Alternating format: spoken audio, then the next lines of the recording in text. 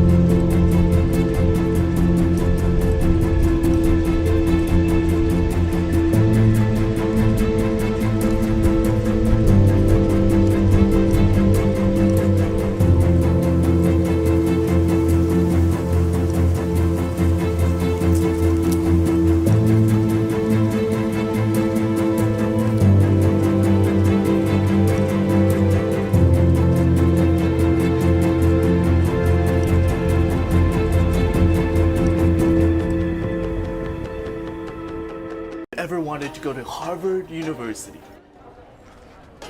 Welcome back to another episode of Campus Crawl. Today we're featuring my childhood dream, Harvard University.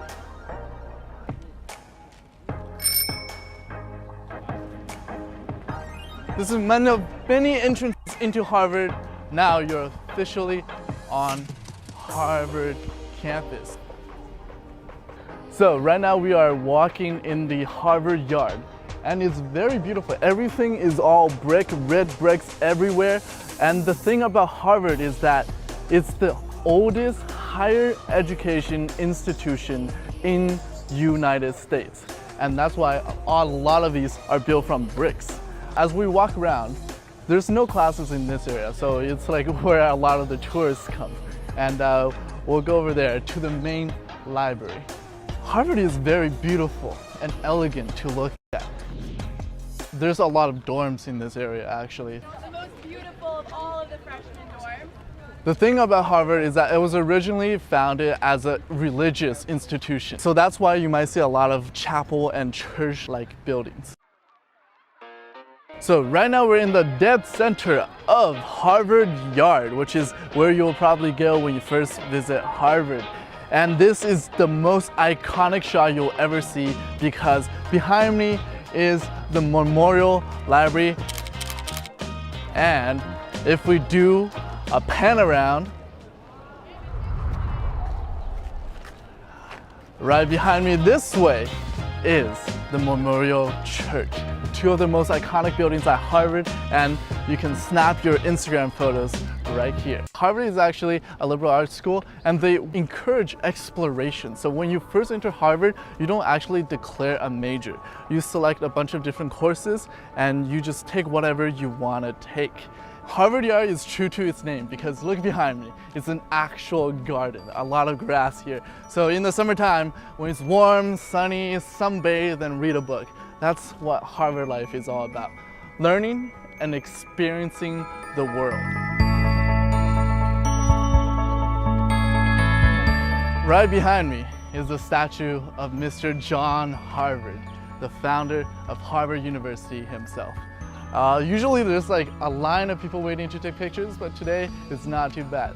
So we get a chance to rub off on the knowledge and the history of Mr. John Harvard. So here's what you do. You come here, you touch his toe because he's gonna kick you to the stratosphere of knowledge. As you can see here, the toe is actually more of a bronze color where the rest is all like black. It's because there's constant rubbing on this toe. There's a tradition at Harvard. I don't know if I should tell you, but I'm gonna tell you anyway. The tradition at Harvard is that before you graduate from your undergraduate program, you gotta pee on this statue. So when you rub the foot, you might be actually rubbing more than just bronze over here. So you might wanna wash your hands afterwards.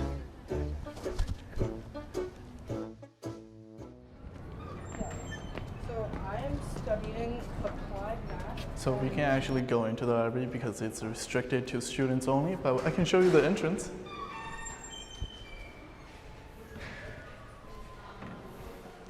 Who am I kidding? This is Campus Crawl.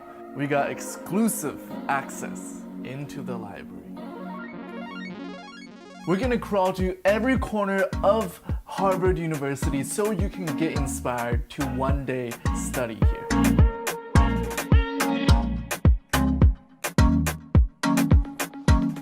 All marble. It's almost like a museum. You're stepping into the heritage at Harvard.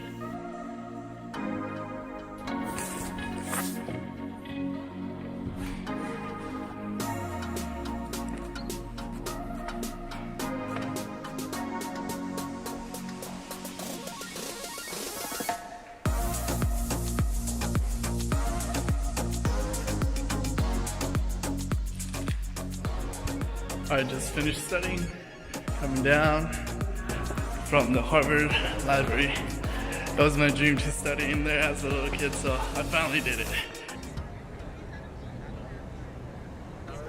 It's called the Science Center, but a bunch of different faculty students have classes in this building. All right, hello class. So this is the Science Center. This is where a lot of the lecture halls and small classrooms like this are located in this building. So if you go to Harvard, you'll come here a lot.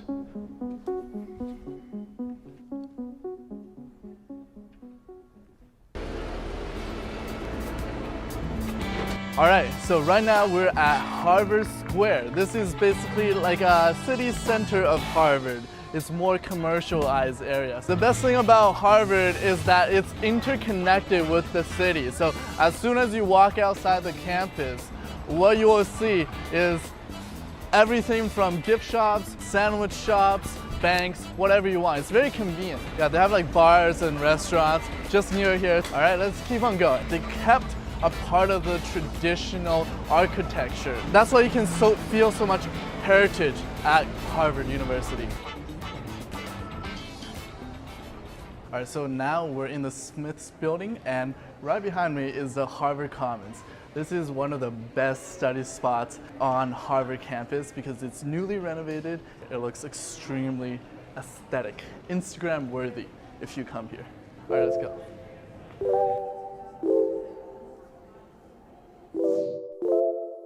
Right now I'm just doing some light studying, taking a little break. There was a lot of walking. Harvard campus is pretty spread out. Classroom buildings, which are all spread out within like a 10-block radius, basically. In the Harvard Commons, they have a mix of quiet studying and light conversation space. And maybe you'll be starting your next billion-dollar company here. I love it. It's a nice studying environment.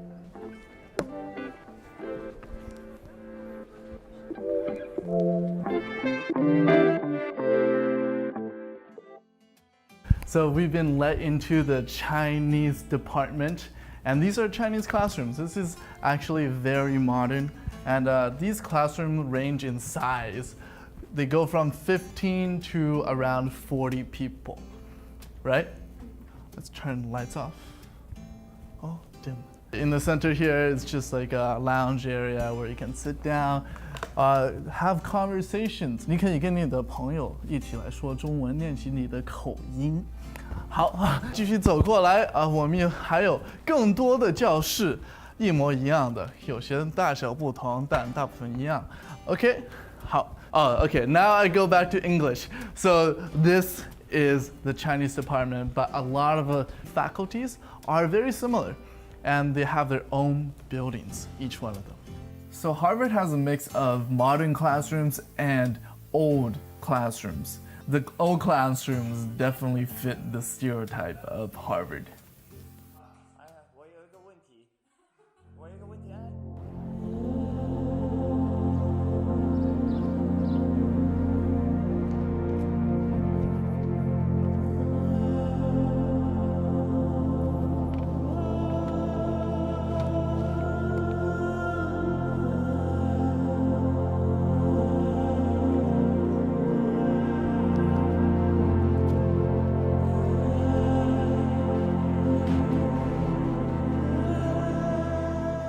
This is a huge church for a university because originally Harvard started as a religious school. They still run service on Sundays, which is amazing. Look at the organ.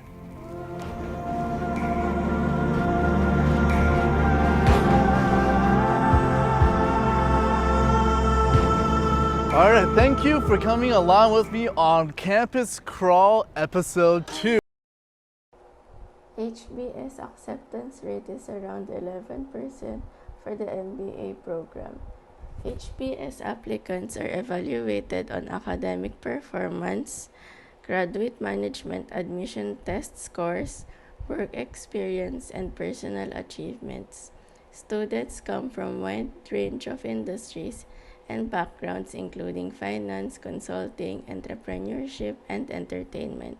The HBS MBA program tuition for this academic year is $73,440 or 4,163,468 pesos .48 cents in Philippine peso. HBS offers need-based scholarships and loans to help students finance their education. As of 2022, Harvard Business School is ranked 5th in the nation by U.S. News and World Report, 3rd in the world by Financial Times, and 2nd in the world by QS World University Rankings. Endowment Fund. The total endowment fund of Harvard University is $41.9 billion, of which HBS receives around $4 billion. Impactful investments. The endowment funds are invested in a variety of assets, including stocks, bonds, and real estate to support teaching and research. Scholarship Program. The endowment funds also supports HBS need-based scholarship programs which help students who might not have the financial resources to attend. 5 famous alum from Harvard Business School. First is we have Walter Haas Jr. Walter Haas Jr., class of 1939, succeeded his father as the CEO of Levi Strauss & Co. He grew Levi's from a regional California brand to one of the world's largest apparel companies. Next is Robert S. McNamara. Robert S. McNamara served as the U.S. Secretary of Defense during the Vietnam War. Next is Michael Bloomberg. Michael Bloomberg finished his MBA in 1966 and went on to found financial data company Bloomberg in 1981 and served 3 terms as the New York mayor. He ran for presidency in 2019 and he is worth an estimated $60 billion. Next is we have George W. Bush. George W. Bush graduated from HBS in 1975 before working in the oil business, owning the Texas Rangers, becoming the governor of Texas, and then serving as U.S. President from 2000 to 2008. Lastly, we have Miss Ann Moore. Ann Moore earned her MBA in 1978 and went on to the top of publishing, becoming the first female CEO of Time Inc. in 2002. Harvard University Hymn. Harvard, we join in thy jubilee throng, and with blessings surrender thee all. By these festival rites from the age that is past to the age that is waiting before. O relic and tide of our ancestors' worth, that has long kept their memory warm. First flower of their wilderness, star of their night, come rising through change and through storm. Fair Harvard, we join in thy jubilee throng, and with blessings surrender thee all. By these festival rites from the age that is past to the age that is waiting before.